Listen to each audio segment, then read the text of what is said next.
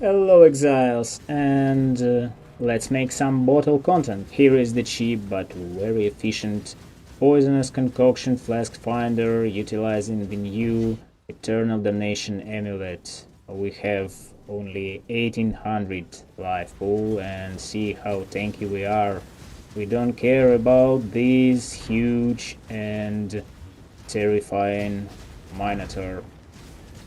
And also we have a really good damage. Here you can see how the clear looks. It's the pure bridgestone, so the poison proliferation is really great for the Pathfinder. We have our flasks uptime, and we utilize the micro distillery belt, which doesn't allow our fifth flask to be used, but as we use poisonous concoction we do not need to use it, and we always have charges in it to spam our poisonous concoction.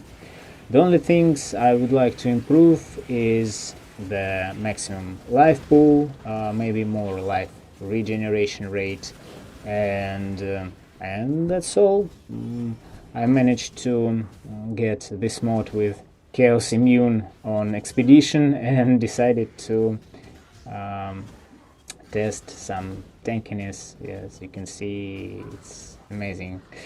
And actual mapping is really smooth and great too. It was while leveling this character practically with no investment, and the mid-range investment was before, and now I would like to show you the semi-min-maxed version, which I think the most overall good version for this build. And let's see what do we have here. I won't stop at the actual version. You can see it below in the commentary section. It has around half DPS less than the semi-min-maxed that I would like to introduce, but in terms of survivability it's pretty the same, a bit weaker, but all in all we lose just some additional chaos resistance, which affects our elemental damage taken, and our phys converted to elemental. So yeah, some kind of tanker version we have here. It's basic flask finder. We use ranger with, of course, master toxicist for poison and proliferation, some damage with nature's reprisal, and nature's adrenaline for attack speed, movement speed, and some flask maintenance with nature's boon. Not all of our flasks are up all the time, so we have always Taste of Hate, and we have always our Topaz flask. But Dying Sun is not uptime all the time, but if you press the button on the Dying Sun and the Silver Flask, they are uptime always, because during the recovery time of the flask, you don't get full charges, but you gain the minimum available to consume. So if you don't take the reduced duration increased effect, and if you take some long duration buff, for example, it will be uptime all the time, but it doesn't affect our survivability or DPS, and etc. The tree is basic with all poison, life, and attack speed nodes, with some cluster for mana reservation and aura effectiveness, some effect of wizard, and the anointment for the amulet with corruption with increased effect of withered. Some clusters with chaos damage and skill effect duration here, some maximum chaos res, and cluster with wicked pole, unholy grace, and we don't really need unspeakable gifts. And here it's more about the downside in this version, because we want our devouring diadem to get us some recovery from corpses, and the beta version will be, let me see, it's on the large cluster jewel, and it's not here. The beta version will be, yeah, the unwaveringly evil with stun immunity. Yeah, when we always attack with this skill, we stun immune, and that's why we don't need to waste our implicits on the jewels or something else to get stun immunity.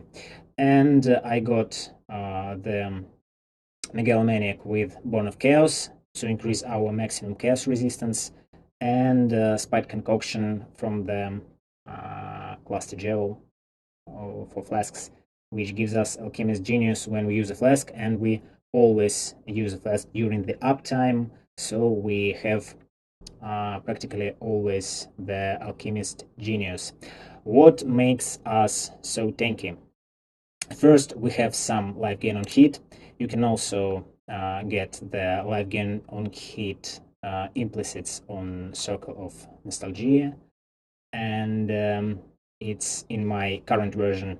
But the Eternal Damnation, it's one of the best defensive layers that ever was created by GGG, and we have our 74% chaos resistance, so we have 37% elemental damage reduction on top of our elemental res, on top of our flask finders, less cold damage taken, less lightning damage taken, and less fire damage taken, and we have about 90% flask effectiveness, so we have around 38% less elemental damage taken, and as all our physical damage is taken as elemental or chaos because of lightning coil with 50%, the amazing shield, one chaos shield, but with such corruptions I managed to get it for about 50 chaos maybe,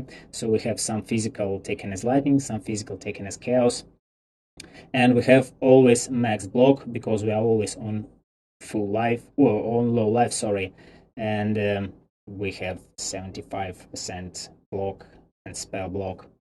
That's why we are extremely tanky, and we are nearly immortal against a high amount of low damage hits. But the only downside that we can be hit by some one-shot damage that can kill us because of our not very large life pool. This character is a great, well-rounded character for any content, but just take care and try to avoid some powerful powerful mechanics with high damage of some bosses. The Forbidden Flame and the Forbidden Flash for riders, Way of the Poacher are not mandatory, so it's just the easy way to sustain frenzy charges and get some attack speed and some more damage. You can also take endless munitions, but it will be a much more investment, and the idea for this build was a great tankiness for no money, and the current version is around 4 divines, and this I think around 10 divines. We have the Balance of Terror with inflict withered if you cast despair in the past 10 seconds. So we have the 2-button build. We just self-inflict despair on enemies with 1 button, and I do it. I just don't do it while mapping, and on bosses once in 10 seconds. And we have the 15 stacks of withered all the uptime on bosses. You can also get double withered or double despair Balance of Terror, but it was very expensive, so I decided not to use it. Some Watcher's Eye with physical taken as any element, and some offensive modifier, for example, damaging ailments, dealing damage faster by Malevolence, or damage over time multiplier, or maybe attack speed while using precision. Yeah, two circle nostalgia, or nostalgia as you pronounce it, with increased chaos damage affected by Herald of Agony and Herald of Agony buff effect. The boots just life stats and life regen, movement speed, dealing damage are the same as about the gloves, life regeneration rate, attack speed, life, accuracy, chaos damage over time multiplier, and the belt, which I in the current version managed to get for 30C, and we need flask effect, life regeneration, and flask charges gained. So here I think it should look like something like this for having all the flasks uptime. And we use poisonous concoction with highly rolled divine flask for increased damage. As you see, it's very much damage addition. The main source of our mana spending is devouring diadem, which allows us to reserve our auras, and also increasing the duration of ailments which we inflict.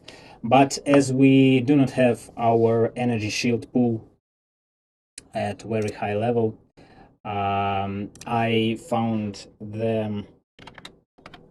this following solution for this.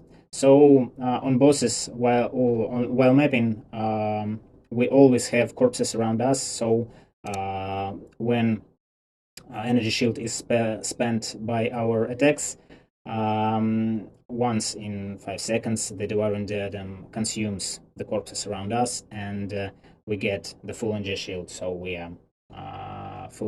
always have energy shield to spam our attacks.